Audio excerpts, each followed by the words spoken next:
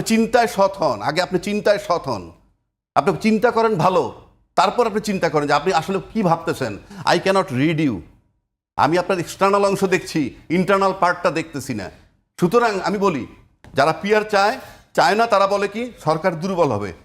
যাক না, সরকার দুর্বল, 5 বছরে 20 বার বদলাক, পিয়ার নিয়ে আপনার কাছে শুনছি না তাতে আমার রাষ্ট্রের কি হবে? সব রাজনৈতিক দল সরকারের প্রতি মানে অসন্তুষ্ট। আসলে সেটা কি আসলে সরকারের কাজের কারণে, না অনেকে আবার এটার মধ্যে ষড়যন্ত্র খোঁজেন যে আসলে নির্বাচনটা পিছিয়ে দেওয়ার জন্য সবাইকে অসন্তুষ্ট রাখা হচ্ছে?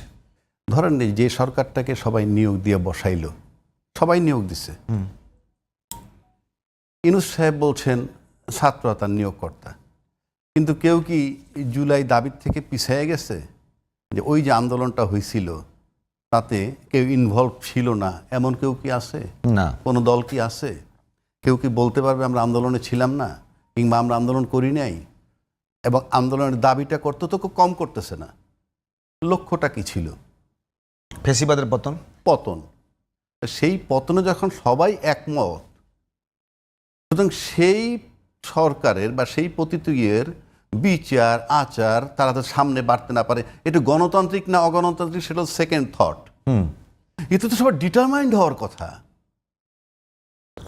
এবং তোদের সবার লক্ষ্য যদি এক হয়, এই যে কথা বলছেন আপনি কেউ সন্তুষ্ট নয়, আপনার লক্ষ্যটা কি? লক্ষ্যটা তো এক এবং অভিন্ন হইতে হবে। কিন্তু প্রশ্ন হলো সরকারের পক্ষ থেকে সেই রকম আচরণ করা উচিত কিনা, যাতে সবার মধ্যে আস্থা তৈরি হয়। আমার কথা শুনেন, সরকারের রোলটা কি? আমি ভাই সরকারের পক্ষ যাচ্ছি না। আজিজ ভাই যেমন বললেন, ফ্রম ডে ওয়ান বলছেন সরকার নিরপেক্ষ না, এবং এখনো কথা আসছে যে একটা দলের প্রতি ওনার দুর্বলতা। এই যে আপনি বললেন না, বিভিন্ন সময় ভাই বলছে যে এনসিপির পক্ষে আপনি, আর বিএনপি কিন্তু ইঙ্গিত করছে হলো জামাতকে। তাহলে আপনি আমাকে বলেন, নিরপেক্ষতা নিয়ে যদি আপনি প্রশ্ন তুলে ফেলেন, তাহলে কালকে নির্বাচন দিলে নির্বাচনটা আপনার তরফ থেকে গ্রহণযোগ্য কেন হবে? কারো পক্ষ থেকে তো হচ্ছে না। না না, জামাতও সরাসরি বলেছে যে সরকারের উপদেষ্টাদের রেকর্ড আছে আমাদের কাছে, সেই জন্যই তো আমি বলছি। তাহলে কি আমাদের এখন এই মুহূর্তে কাজ করতে হবে যে এই সরকার অধীনে নির্বাচন নয়, এই স্লোগান? কই নির্বাচনের দাবিতে তো অনর আছেন। কেউ নির্বাচনের দাবিতে শুধু নির্বাচনের দাবি তো অনর, কেউ নির্বাচনী ট্রাকের পাশাপাশি চালাচ্ছে অনেকগুলা ট্রাক। শাপলা না দিলে নির্বাচনে যাব না, সংস্কার বিচার না হলে নির্বাচনে যাব না, পিআর পদ্ধতি নিশ্চিত না হলে যাব না, লেভেল প্লেইং ফিল্ড না হলে যাব না, জাতীয় পার্টি সহ 12টা 14টা পার্টি ব্যান্ড না করলে যাব না। আপনাকে তো এগুলো সব ছাইটা ক্লিন কইরা না নির্বাচনী ট্রেনটা চলতে থাকবে একা। আপনি তো একা চলতে পারতেছেন না, আপনাকে তো টেনে ধরা হচ্ছে নানান ইস্যুতে। তার সাথে যারা নির্বাচন পরিচালনা করবে তার সম্পর্কে বক্তব্য যদি দায়িত্বশীল সবচেয়ে বড় দল এখন বলে যে একটা বিশেষ দলের দিকে ওনার দৃষ্টি বা কিছু, তাহলে আপনি যখন বলতেছেন এই সরকার নিরপেক্ষ না, তাহলে তার অধীনে নির্বাচনটা কি নিরপেক্ষ হবে? তাহলে আপনি জেনে শুনে কি নিরপেক্ষ নির্বাচন পাবেন না, এরকম একটা নির্বাচনের মাধ্যমে আপনারা যারা নিশ্চিত তারা ক্ষমতা আসবেন বলেই চাচ্ছেন? কতগুলো কথার তো লজিক থাকতে হবে। যে হয় বলতে হবে সরকারের কিছু করার নাই, সরকার ইম্পার্শিয়াল, নির্বাচন কমিশনকে নির্বাচন দিয়ে দিছে, নির্বাচন কমিশন নির্বাচন। একটা দিকে কিন্তু আমাদের থাকতে হবে, আমরা কিন্তু সেই জায়গাটায় নাই। 2 নম্বর, নতুন করে যোগ হয়ে গেল গণভোট।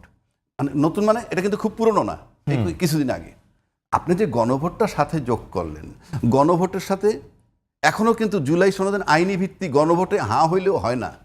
কেন হয় না জানেন? এটাকে তফসিলের সাথে রাখবে, মানে সংবিধানের তফসিলে রাখবে। এটা আইনি ভিত্তি হয় না, সংবিধানের বহু তফসিল থাকে। তো এটা আইনি ভিত্তি হবে যদি সংশোধনী আকারে যায়, অর্থাৎ প্রস্তাবনার ভিতরে যেতে হবে সংবিধানের। তফসিল থাকলে আইনি ভিত্তি হচ্ছে না, তফসিলে আইন ভিত্তি হবে না।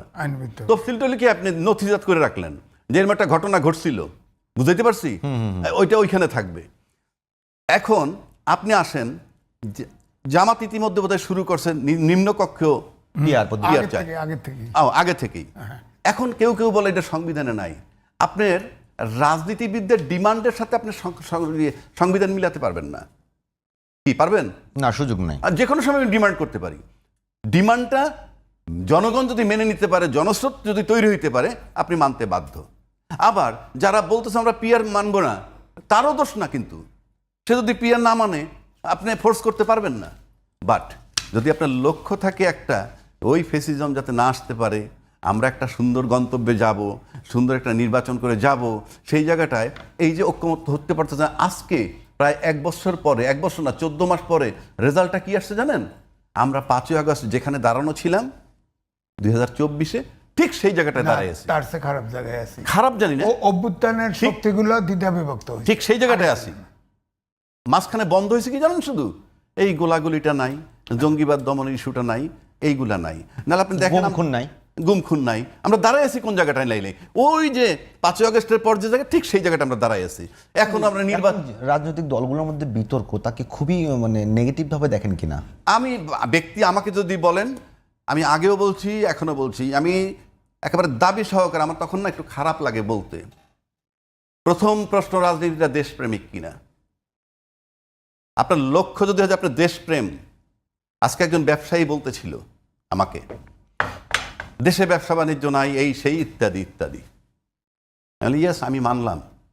নাম্বার 1, ওই লোকের ব্যবসা বন্ধ হয়ে গেছে যে লোক 200 কোটি টাকার কাছে 1200 কোটি টাকা নিয়ে 200 কোটির ব্যবসা করতো, 1000 কোটি মেরে দিত, তার জন্য সমস্যা হয়েছে। নাম্বার 1।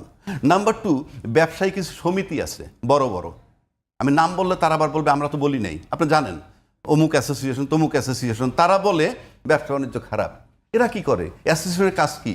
মান্থলি চাঁদা নেয়, এসির নিচে পয়সা থাকে, আর তদবির করে, ব্যাংক লোন স্যাংশন করায়। আমরা জানি তো এটা কি করে।